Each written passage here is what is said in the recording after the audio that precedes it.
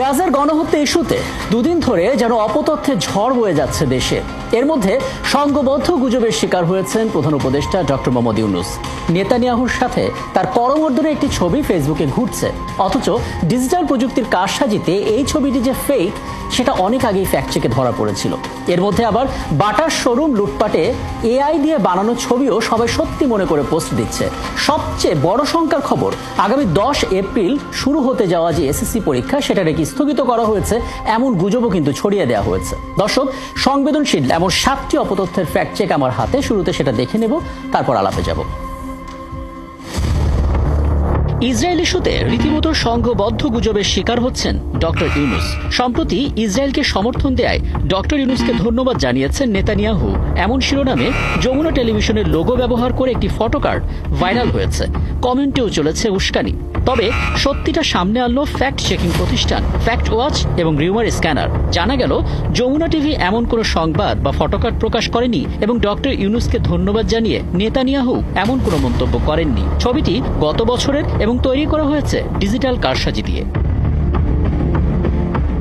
ওদিকে ইন্টারনেটে ছড়িয়ে পড়া আরেকটি ছবিতে দেখা যাচ্ছে অন্তর্বর্তীকালীন সরকারের প্রধান উপদেষ্টা ডক্টর মোহাম্মদ ইউনূস এবং ইসরায়েলের প্রধানমন্ত্রী বেনিয়ামিন নেতানিয়াহু করমর্দন করছেন। ভাইরাল এই ছবিটিও যে ডিজিটাল প্রযুক্তির কারসাজি দিয়ে তৈরি সেটা বেরিয়ে এলো ফ্যাক্ট চেক করে। জানা গেল মূল ছবিটি 2023 সালের প্রফেসর ইউনূসের সাথে ছবির মানুষটি নেতানিয়াহু নন। সে সময় পর্তুগালের প্রেসিডেন্ট মার্সেলো রেবোলো ডি সুজা। ওনার মুখের ওপর নেতানিয়াহুর মুখ বসিয়েই গুজব ছড়ানো হয়েছে।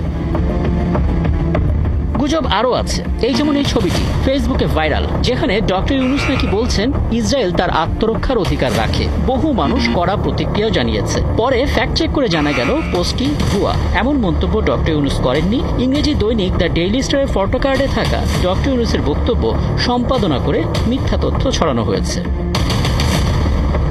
ওদিকে ইসরায়েলি এবং মার্কিন আগ্রাসন প্রতিরোধে আমেরিকান দূতাবাসের সামনে জিয়াফত এবং গরু জবাই কর্মসূচির ঘোষণা করেছে ইনকিলাব মঞ্চ, এমন দাবিতে একটি ফটোকার্ড সামাজিক যোগাযোগ মাধ্যমে ঘুরছে। ফ্যাক্ট চেক করে জানা গেল এমন কোনো কর্মসূচির ঘোষণা দেয়নি ইনকিলাব মঞ্চ। সংগঠনটির পক্ষ থেকেও বিষয়টি নিশ্চিত করা হয়েছে। এসব উত্তাপের মধ্যেই ছড়িয়ে দেওয়া হলো সারা দেশে এসএসসি পরীক্ষা স্থগিত। সময় টিভির লোগো সম্বলিত এই ফটোকার্ড ফেসবুকে ভাইরাল হলে বিভ্রান্তি বাড়তে থাকে। পরে ফ্যাক্ট চেক করে জানা গেল তথ্যটি মিথ্যা। এটি সময় টিভি 2022 সালের পুরনো একটি ফটোকার্ড। সেটাকেই রিপোস্ট করে গুজব ছড়ানো হচ্ছে। এখানেই শেষ নয়, বাটার শোরুম লুট করার এই ছবিটি অনেকেই শেয়ার করছেন, তীব্র সমালোচনায় ফেটে পড়ছেন। কিন্তু সত্যি তথ্যটা জানিয়ে দেয় রিউমার স্ক্যানার টিম। তারা নিশ্চিত করে এই ছবিটি এআই দিয়ে বানানো। দিনের শেষে এই ছবিটি ছড়িয়ে দাবি করা হয় ইসরায়েলি হামলায় ভেঙে পড়েছে আল আকসা মসজিদ। ফ্যাক্ট চেক করে জানা গেল এই ছবিটিও এআই দিয়ে বানানো। আল আকসা মসজিদ অক্ষত আছে। দর্শক, গুজব বিবেচনায় কঠিন সময় পার করছে বাংলাদেশ। আজ 7টি ফ্যাক্ট চেক বিশ্লেষণ করে দেখা গেল প্রতিটি অপতথ্য ছড়িয়েছে পরিকল্পিতভাবে বর্তমান বাংলাদেশকে টার্গেট করে। যথারীতি সবকটি সামাজিক যোগাযোগ মাধ্যমে সেটা ছড়িয়ে দেওয়া হয়েছে একযোগে। ব্যবহার হচ্ছে ফেক অ্যাকাউন্ট বা পেজ। রাকিব হাসান, 71।